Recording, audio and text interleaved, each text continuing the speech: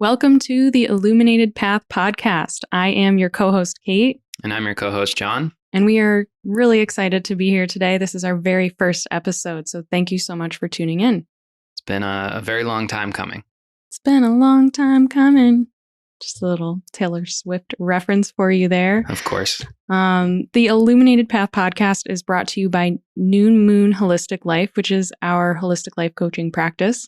I am a certified holistic life coach and Reiki practitioner. John, I would love to have you just start by sharing kind of why we're here, what we're doing. So I think the why is it's burned out people, you know? I mean, it was a high-strung corporate job. For me, it was a health crisis, and we really lived these very different lives, but in a lot of ways experienced very similar things. If, being burned out, feeling stuck. So for us, you and I live very differently. Like, we prioritize our freedom above everything else in a country that is obsessed with hustle culture.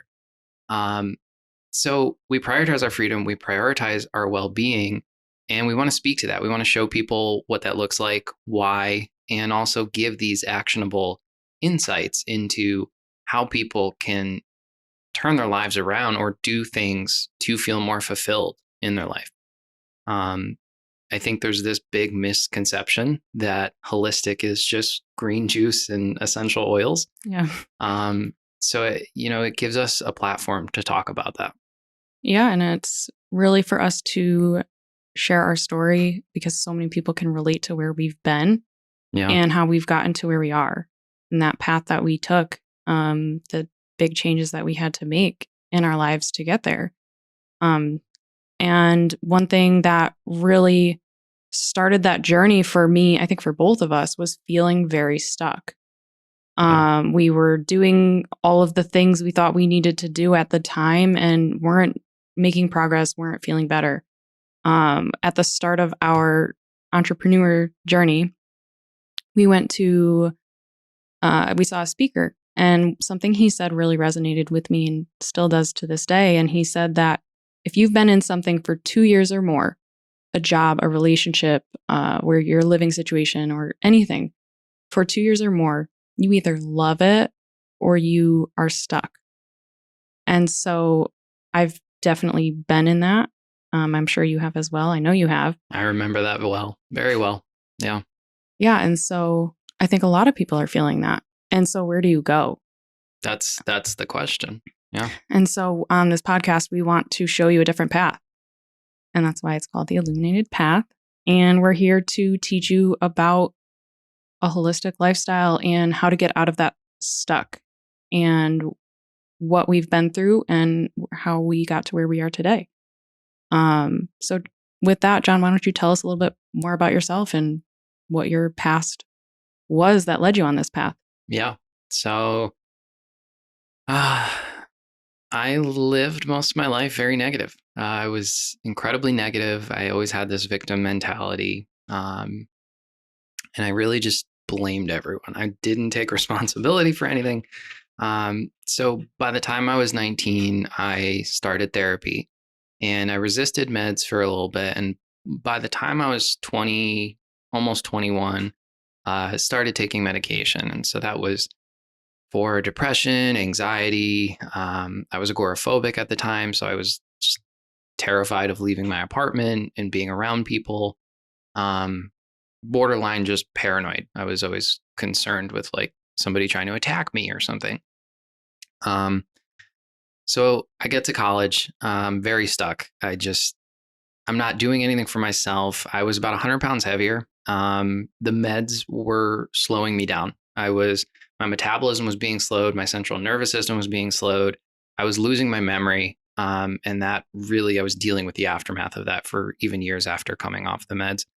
But everything really just made me feel worse. And I wasn't really sure of what to do. I was eating a lot of processed food. It was lots of alcohol. I even at one point did genetic testing to see like what were the right meds for me? What were the right dosages for me? Mm-hmm. And so you were really told, like, this is the path. to feel better. Like you were asking for help, you were trying to get that help, and you were told like this is the way, and you tried for years Yeah. this path, Yeah. this route. I was struggling in all aspects of life. Like I couldn't hold down a job. I wasn't like keeping friends. I You stepped away from college for a little bit. Yep, I took a leave of absence. Um, and just, went through jobs, and I wasn't happy. I wasn't fulfilled, and honestly, I felt like every corner something went wrong. Mm-hmm. So this kind of led me to asking the question of what's more, like what more is out there. There has to be a different way of managing this besides taking a pill and thinking that makes everything fine. Mm-hmm. Well, I think you knew it didn't make everything fine because after years, I mean, I think it was 3.5 years before you said like you were stuck. Enough is enough. There has to be something more. Yeah.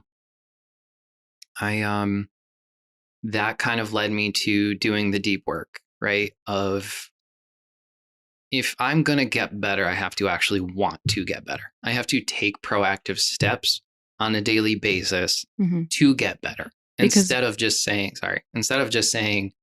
I'm taking a pill and I'm doing what I have to do.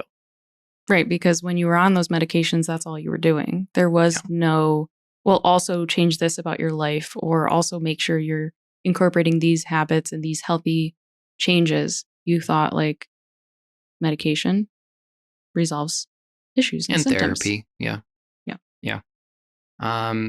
So that kind of led me to, I made a self-help blog, and I started just documenting everything I was trying, like, from a physical component, like exercise, yoga, kettlebells, and then like really diving into grounding techniques. So if you're someone who experiences panic attacks, you probably are familiar with grounding techniques. But I would encourage you to actually try different ones. I feel like a lot of people, they say, oh, I have this panic disorder, and, sometimes I do this. But what I was doing with this blog was really trying everything, trying a lot of techniques and seeing which ones really made me comfortable and what was working for me. Yeah. In terms of depression, I did an article on white light therapy, and if that was helping seasonal affective disorder. Mm-hmm. So I did a lot of this deep work, and that really led me to the research component of what actually works, what has been studied, what on paper has actual value in terms of making these changes in my life. And so an article I always go back to is these monks that were in the mountains, and it was a cold area, and they actually studied them and found that they were able to raise their body temperature through meditation. Mm-hmm. And I think that speaks to how powerful meditation can be. Maybe it's not the most useful that you're going to sit there and raise your body temperature, but the control you can have over your body, I think, is powerful. And your mind and your thoughts. Yeah. So at this point in my life, I made a promise to myself that I am going to live the life I dreamed of living, what was in my head that I always talked myself out of. Mm-hmm. And that meant, exercising. That meant I tried MMA, and that led to a beautiful journey with a lot of beautiful souls that I got to meet, which in turn helped my paranoia and my agoraphobia, got me out of the house. And I was able to do things again. Mm-hmm. And you started to lose the weight that you had gained, which did not make you feel good carrying around. Interestingly enough, losing a lot of the weight helped my self-talk because I didn't have such low self-esteem anymore. Mm-hmm. So I was finding myself much friendlier to myself. Yeah. Fast forward to today. I don't identify as someone with mental illness. I have a deep understanding now that mental illness is not something that needs to be permanent, something that you live with for the rest of your life. It's a symptom of this dysregulation. Oftentimes your nervous system's stuck or your gut microbiome isn't regulated.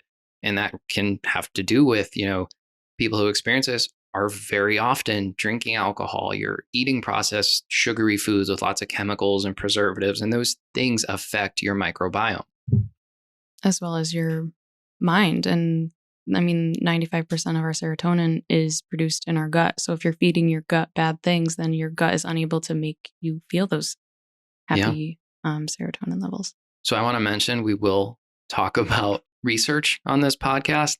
John is very big into research and we love it. I love that. But we're not, for the sake of this intro, we're probably not going to leave you footnotes and stuff, but we will get there. So I reached a point where I had conquered this agoraphobia and I lost the weight. I wasn't really dealing with panic as much. It was more just like social anxiety of going into situations and things. And that was, fast forward to today, that would be a lot of trauma work that I was dealing with around like humiliation and that sort of thing. But I want to share this 1%. So this is what I always kind of tell people is like, when you go to talk therapy, you are obsessing over something that, is quote unquote wrong with you or broken. And it's not to say that there's not benefit. Talk therapy is a beautiful thing. It can help people in remarkable ways, as it did me. But there's a fine line of where it's helping and where it's giving you productive, actionable things to do versus, you're kind of harping on something. So I always share this 1% rule, which is literally just that you go to therapy and you get a diagnosis as someone with depression or anxiety. There's a tendency to identify now as someone who is broken or who has depression, has anxiety, has these issues. That is 1% of who you are, not even 1%. Yeah. It's such a small component. So don't fall into the trap of thinking, this is me, I am incomplete, I am broken. So, and thinking that you are stuck there. Right. The mentality of this is the life you got. Yeah. Yeah. And you can't change it. You can't do anything. I think part of this is people need to understand there is a inherent programming in this that does not serve you as a human. It's not true. Right. So with that, that's kind of where I was at and a little about me. Why don't you, share your story? Yeah. Thank you for sharing all of that. And we will definitely dive in further, but I'm sure there's many people who can relate to that, as I'm sure many people can relate to my story. Yeah. So I'm going to start with, after college was really where I kind of was at a crossroads and started to feel stuck. I remember telling myself in college, I was not going to be sitting at a job in a cubicle all day, every day. That was not what I wanted. And I knew that.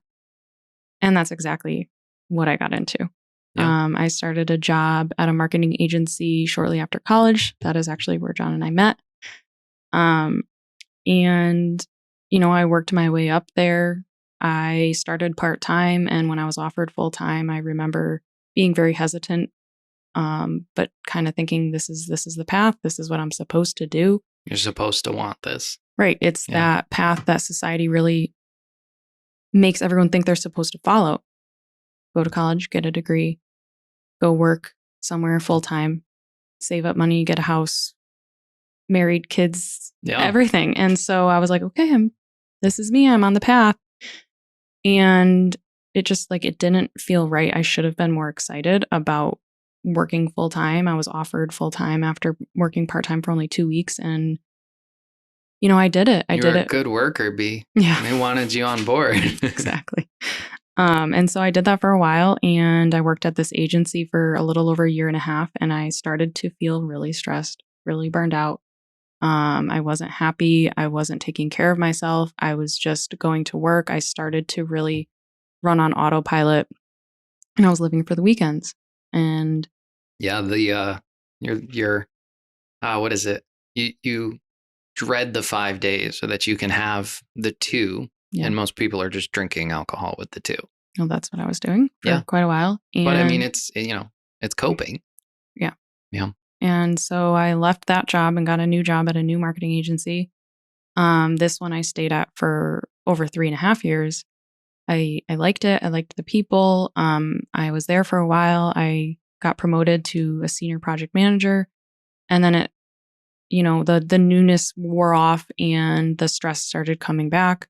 In addition to dealing with, I had like a 45 minute commute, and I was it was like an 11-hour day from leaving my house in the morning till when I got home. And then I have 4 hours to myself at the end of the day to try and spend time with my dogs, have a social life, be with family, exercise, get enough sleep. And it was all very overwhelming, and I was very much running on autopilot. And like I did at the first job, I did at the second job, I was living for the weekend. I was going out and socializing all the time. I was going out on Thursday nights country line dancing, which I love. Yep. But I was then going into work hungover the next day. I was But that was culture. Yeah. I know agencies we were in, you would sit and drink a beer the last hour of the day. Like, Yeah, that was very much a thing, especially on Fridays. yeah, And then you would have your weekend. You would just go out drinking. I would be so tired. I was not taking care of my body or myself. And it ended up, coming to a point where I was like thinking, I guess this is the norm. This is life. This is what we were told, and I wasn't happy. Like I knew I did not like this. I did not want this for myself. And I got to that point of feeling really stuck. something I'm curious about is, do you feel like, you were just go, go, go all the time, and that you were kind of in a sense running Yeah. from like all those thoughts and feelings of what you actually think about your situation just flooding in? I was avoiding Yeah. that and just trying to keep myself busy, to keep myself going, because what was I supposed to do? Like, not go to work and make money? I had bought Right. my first house at 24 years old, and then You're a rock star. Thank you. Like I was like, I'm on the path, and from the Yeah. outside, I looked so successful. Yeah. I was doing great, but not internally. Mm-hmm. And it came to a point in 2018, right around this time of year, actually, about 5 years ago. And I was like, I need something more. This can't be it. Like, this can't be the rest of my life. I cannot sit at my job in a cubicle for the next 40 years of my life. And so I knew I wasn't happy. I started looking into talking to a therapist. I had worked with a therapist before. I started seeing one in high school, and it was helpful. And, at that time in my journey, that was what I needed. But for some reason, I was like, I need like this. That's not what I need right now. I actually started a trial at a yoga studio in town. And then I learned that their owner of the studio was actually also a holistic life coach. That was the first time I ever heard the term. I had no idea about it. So I ended up like meeting with her, talking with her, and I ended up working with her for about 6 weeks. And she changed my life. So what kind of things did that course teach you about, maybe if there were specific things that you were doing, or just kind of overall changes to make? Speak to that. Like, what did holistic mean? She really changed my perspective on everything. I, told her I was unhappy in my life, and I had bigger goals and dreams than what I was doing, and I was stuck. And she was really teaching me, and we'll go into this a little bit after, what holistic really means. But like, I needed to look at myself as a whole person. That is what holistic means. Your mind, your body, and your spirit, or your soul. And she taught me about my nervous system. And I was someone who identified as, I have anxiety, I go through depression. And she really taught me, like you said, like those are symptoms of a dysregulated nervous system, and just being out of alignment in yourself and in your life, and living in chronic stress, which is exactly what I was doing, which is exactly what so many people do. They're on autopilot and they're just stressed because they're trying to survive. Yeah. And something that we'll get into later too is to kind of speak to being in chronic stress, right? Um, you're in fight or flight when you're Right. like that. And that's just not sustainable. Like No. what really needs to be driven home is like when you're chronically stressed, that is the breeding ground for disease. Right. That's where you get sick. It doesn't have to be mental. It could be physical. The thing is when you're in stress, your blood circulates differently. Everything about your body changes, and those changes, they're not sustainable. Your body's not meant to run that way, and that is where illness, comes up. Right. Because your body is not in a regulated state Right. and able to heal and repair. As it should be. Right. Yeah. She taught me about the foods I was eating and how that affected the way I felt and the way that I thought. Mm. She introduced me to meditation, and she really helped me to break things down, and she helped me get back into the gym. I was having anxiety around going to the gym for some reason, and she, would give me actionable homework and things to start to incorporate and change in a way that wasn't overwhelming. Mm. And that's really what we hope to be able to help through this podcast, is showing and suggesting things that you can try and do and find what works for you. Because the first component is becoming aware. Yeah. And then realizing you need to make change and starting to do that. But it takes time and it takes effort, and it's not just one thing that's going to do it all.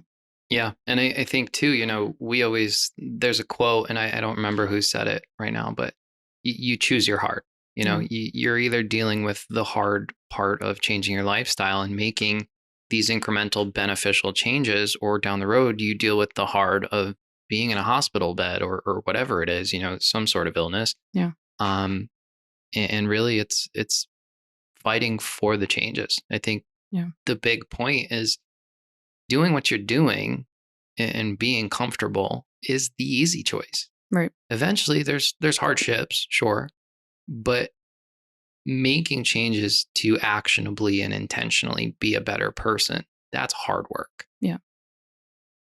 And I mean, she changed my life. She really helped me figure out like where I wanted to go, because again, I told her I just felt so stuck and I couldn't picture myself sitting at a desk for the rest of my life. And, I started talking to her about how I could create potentially like being a freelancer as a project manager, what I could do to live for myself really and have that freedom and better lifestyle that I was looking for. And that's when, towards the end of 2018, I started talking with you about doing it together, because we both had that marketing background. And so we started to build our agency. Yep.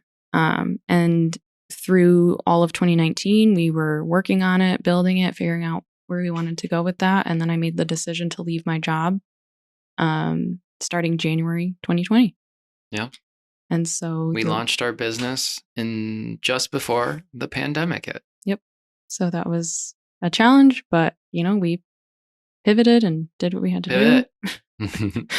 And that brought us to where we are today. And I think that even over the last 3 years, we have dove even further into our lifestyles and the way that we take care of ourselves and our priorities.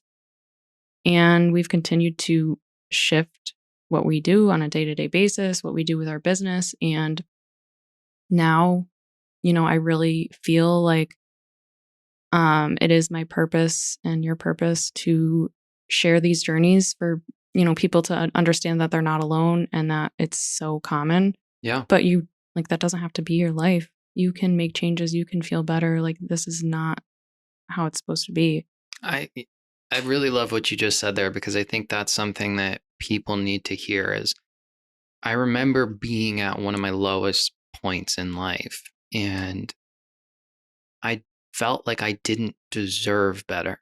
Like that life was not for me. Mm-hmm. And I think people need to understand it does not matter who you are. It does not matter what's going on in your life, what sort of upbringing you've had, what sort of opportunity you've had. You possess the power to create better. Yeah. Absolutely. So, speak to me then about holistic. What Hmm. does that actually mean? Yeah. And actually, I left the part out about how at the end of 2019, I had already made the decision to leave my job, but I also learned that my coach was had a course to become a certified holistic life coach, and I was like, "This is it!" Like it just spoke to me, and so I joined that, and so I was like, "I'm gonna have so much more freedom. I'm gonna do our marketing business. I'm gonna do coaching, and really feel more fulfillment and be chasing my passions." And it's just really grown from there. Um, and so holistic living. I mean, the name of our business is New Moon Holistic Life. What does it mean to live a holistic life? Like I mentioned, holistic is really looking at the whole perspective of who you are as a human. You're not just this physical being. You, it's your mind, it's your body, it's your spirit or soul. And all of those things make up who you are, your personality, and how you feel on a day-to-day basis, how you make the choices that you make every day. Majority of us are really running on autopilot our day to day based on the thoughts and um, feelings that we have, which are a lot from our programming, from the way we've been brought up. And so, So go ahead. it's about balancing Yes. mind, body, and spirit. Yes. And being in homeostasis, being regulated. A lot of it has to do with our nervous system, and getting out of that chronic stress. Yeah. And so there's a lot of different, components to that and to taking care of these three kind of aspects that really create who we are. And it's also looking at the root cause. Why am I feeling this way? Why am I thinking this way? Um, what's off? Like what's off in my body? What is off in my mind? What is off with my soul or spirit? Like, am I not feeling like I'm being my authentic self? Am I not fulfilled? Yeah.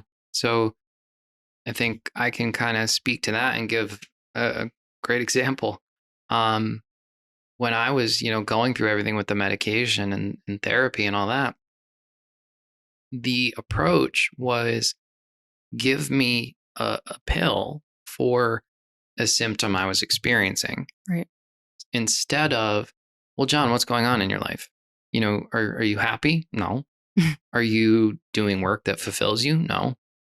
Um, are you exercising? No. Are you um, eating good food? No, I was eating all processed food and chemicals, but even mentally, right? So spiritually, you have your fulfillment, your work, and your connectedness to other people or community or a sense of belonging. Everybody has their own interpretation, but what it's about is, are you enjoying? Do you feel good when you have your day to day activities? Yeah. And physically, you have your nutrition, you have exercise. Are you taking care of your physical being and your body? Hmm. And mentally, that I think is the one that really gets misconstrued because we just give medication Yeah. and we don't encourage people to meditate and we don't talk about your self-talk. And I always refer to this like conducting your mind. Right. You It know? reminds me of that show we watched on Netflix. It was put out by Headspace about Yeah. meditation and really learning to not accept every single thought that you have as true. Yeah. I mean, we have some really negative thoughts. Everyone Yeah. does. That's not true. And unfortunately, a lot of that is due to the programming around us from growing up, from society, from judging yourself, from thinking you are not enough, and from thinking that you are supposed to be doing X, Y, and Z, and you're Yeah. not. So a good example of programming that we give adults. Work is stressful, life is hard, growing up sucks. Yeah. And sorry, back to the example. So Sorry. Headspace, that's okay. The show, it says to really see meditation as You're standing on the side of like a highway and the cars going by are your thoughts. Yeah. And you're not supposed to accept every single one of them as true. You're supposed to just observe them and not judge them and be in control of the ones that you are choosing to really resonate with and live your life by. Because if you don't control your mind will control you. Yeah. I think that, a big misconception with meditation is that you need to basically rid all thoughts out of your head. Right. Meditation is not the absence of thought. Mm-mm. It's the action of just being content sitting there, observing them as they all go by, finding peace in the chaos. Yeah. And that's a big part of the regulation of your nervous system and being able to slow down, because your thoughts are constant, especially when you're living in chronic stress. I mean, I can very heavily relate to you get an email at work and you're panicking immediately. Oh, yeah. You're having You feel it. That's a nervous system response. All the way down. Yeah. It's a nervous system response. And you are like, I'm in survival over an email. Yeah. And it's crazy because that's not what our nervous system was designed to do, but that's what it has turned into for everyone. Well, I think to that, right? We talked about that in your course was it stands to reason that the people who are alive today and, how we are as a society, we are humans that have evolved to have the most successful stress response, the most successful fight or flight response. Problem is, it's so well developed and our mind does not understand the world we live in. The perceptions that we have of today's fight or life or death situation, which is what, used to trigger the nervous system. That's what it was built to do. Right. It's you're surviving in your job, you're surviving in your home, you're surviving in your relationship. I mean, there's so many things that you have that response for. And a lot of that has to do with, like you were saying, like your programming. Yeah. I remember so many times, like growing up being told like, oh, you don't want to be an adult. Being an adult sucks. Yeah. Okay, so that's what I've taken on now. And what am I supposed to do with that? Like you're kind of literally being told to not look forward to your future. Yeah. Because you're going to be miserable. That's a profound kind of way of putting it. Yeah. And so all of that to say, living a holistic life is really looking at all of this. And I think the very first step to everything is the awareness. Yeah. Like really, you have to take inventory of all of these things in your life and how they make you think and how they make you feel. And is that what you want? Right. And how can you change it? What is the root cause? What is the root issue that's making you unhappy in these areas? Yeah. So holistically, you're balancing your mind, your body, your spirit, and understanding that all three of these components are connected. So for one to be out of balance, the other two don't work properly. Yeah. The other two are also imbalanced. Right. And so in a nutshell, that's really what we're here for. That's why we want to create this podcast. That's why we want to share the journeys that we took and help share a different path. If I can help someone not feel like they're suffering for as long as I did, for as long as you did, and be able to make those changes sooner. It's also scientifically proven that the younger you are, the easier it is to really change your brain and the wiring in your habits. Yep. We'll talk about neuroplasticity and we'll get into research and really talk about this. I think there's holistic in America is very seriously misconstrued. And I think there's this attitude that it means it doesn't work. And that it's not backed by science. Right. That's what drives me nuts is oftentimes if you look at holistic things, they are often studied less, because they're not as profitable. unfortunately. But in terms of actual performance, a lot of holistic changes actually perform much better than our traditional, mode of operating or what we tell people to do. Yeah. So I think that that's something we definitely want to get into on this podcast, is really diving into what the research says and kind of raising awareness to that. Yeah. And just sharing a better way of life, especially for those who are really on the cusp. Like they know they feel stuck. They know they want to make change, but they don't know where to go. It feels overwhelming. Yeah. Um, because, yeah, you really do have to make the conscious decision to change your life and all areas of your life, all aspects of your life. And as a result of that, some things that you're comfortable with now, they're going to change. Yeah. And it might be discomforting to go through that. I mean, there is going to be discomfort, but the end result can be so beautiful, and you can create such a better life for yourself. Yeah. I think to that point too, change in general is very Uncomfortable. it can be uncomfortable. It's challenging. And I think in terms of really choosing better for yourself, I think absolutely episode 1, awareness, right? Start to take inventory, Yeah. but understand as well that making changes can be uncomfortable for the people around you as well. Yeah. Like you're going to find that there are situations you're in where you can't continue to respect yourself and They might put not. yourself in that situation because you have to set boundaries, and that is going to push people away.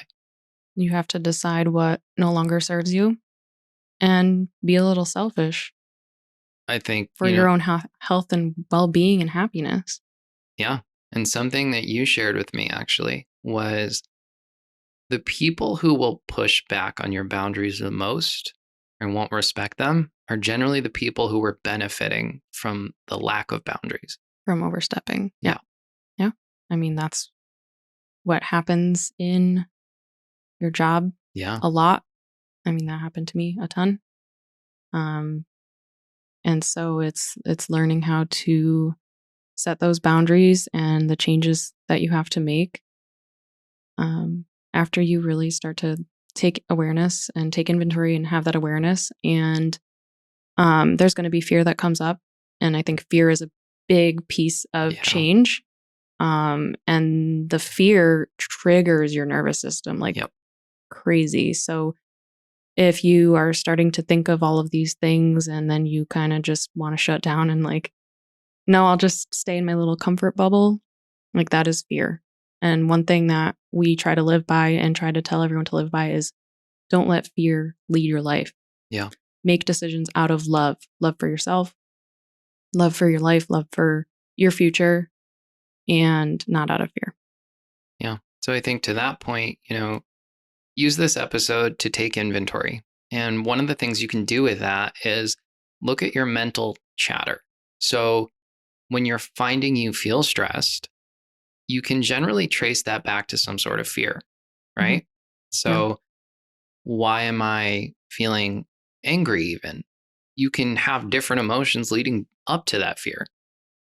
So I think, if you get an email that stresses you out, focus on starting to have that pause of why am I stressed? Yeah. And is this leading to a fear that is triggering my stress response? Yeah. Anything else? No, I think that's it. Okay. We are really excited to continue this and happy to share more about our stories. Really, I think that a lot of people are going to relate to what we've been through and have either been through it or are currently going through it. And like I said, they're ready to make change. They know that they're not currently happy and fulfilled.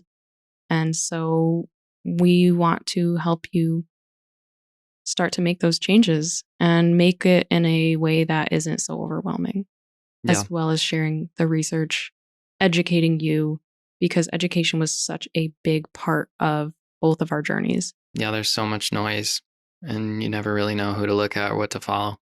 So, yeah, we'll talk about that. Guys, if you enjoyed this, please like, share, subscribe. You can also go to the illuminatedpathpodcast.com and ask us questions, make suggestions. We're going to have sections to ask Kate some coaching questions. You can also apply there for live coaching. We'll have live coaching sessions on here. And yeah, we'll talk more about that. But yeah, I'm going to have some holistic life coaching episodes where I can coach someone on the podcast. Something that is they're currently going through that we can share with others, because I'm sure there's always someone who can relate and take away something from it. Absolutely. We will be back Fridays at 7 a.m. Eastern time. And that's it. All right. Thank you so much. Thank you for tuning in to our first episode.